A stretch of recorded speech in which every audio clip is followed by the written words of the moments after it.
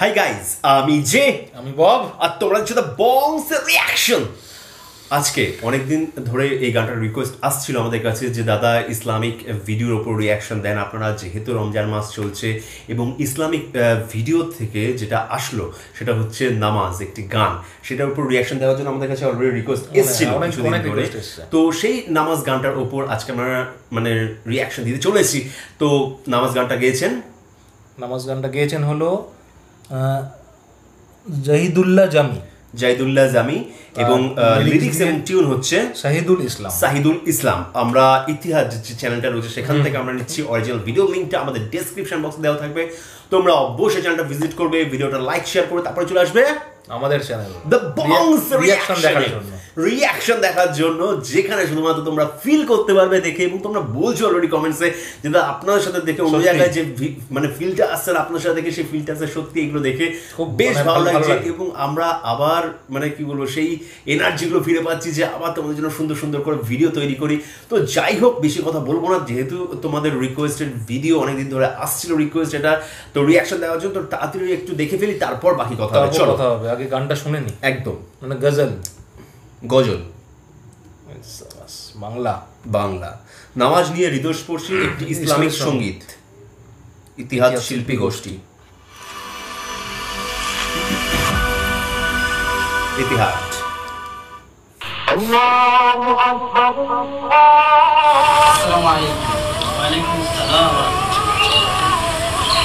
আমাদের সময় আছে, নমস্কার।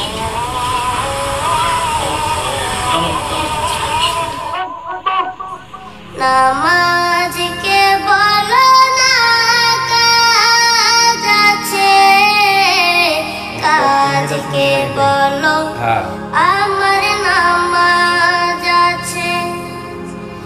নামাজকে বলো না কাজ আছে, কাজকে বলো আমার নামাজ আছে।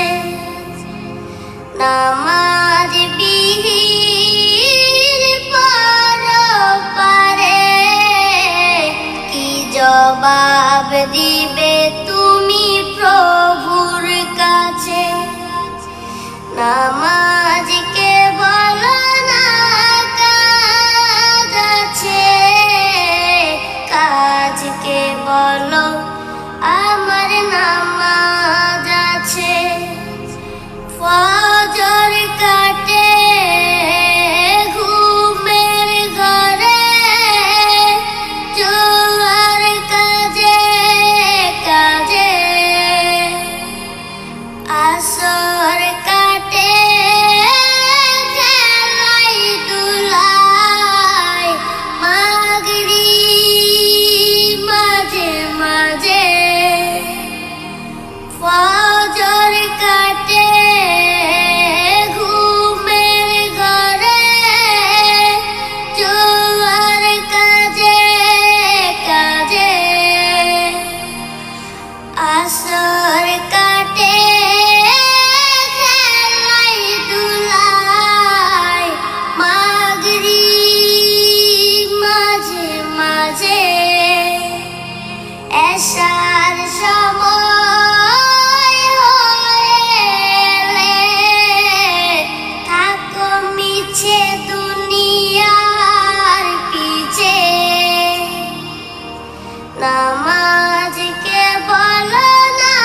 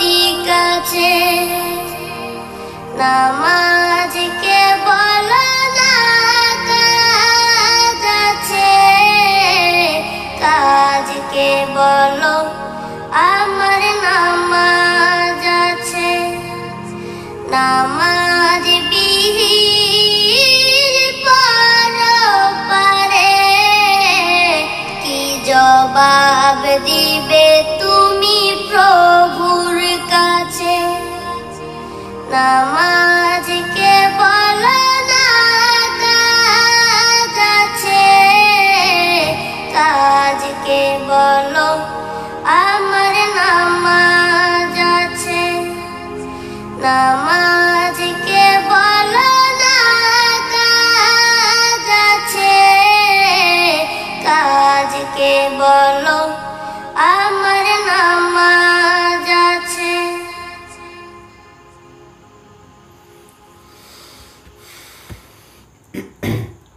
খুব সুন্দর একটা গান শুনতে পেলাম একটা ছোট্ট বাচ্চার গলায়, যেটা বলেছে বেসিক্যালি গানটার লিরিক্স খুব বেশি ছিল না, মেন হচ্ছে যে নামাজ আগে ভগবানের জন্য প্রার্থনা, তারপর সব কাজ। যেটা বললো নামাজকে বলো না কাজ আছে, কাজকে বলো নামাজ আছে, আমার নামাজ আছে। হ্যাঁ, মানে কাজটা স্টপ করে যখন নামাজের সময় বা যখন ভগবানের প্রতি প্রেয়ারের যে টাইমটা আমাদের, সেই টাইমটা আগে দাও কিছুক্ষণের জন্য, তারপর আবার সারাদিন তুমি কাজ করো। এটাই বেসিক্যালি বোঝাতে চাইলো। মানে নামাজটা পড়লে তোর পুরো দিনটাই আর কি মানে ভালো যাবে, এটা একটা বিশ্বাস আর কি। অবশ্যই সেখানে তুই কাজটাকে যদি আগে দেখিস যে আমি হ্যাঁ কাজ করবো আগে, নামাজকে পড়ে ফেলবো, সেটাই ধর্মের বিপক্ষে চলে যাচ্ছে আর কি। কাজ নিয়ে তুই আগে ইয়ে করলি, সেটাই।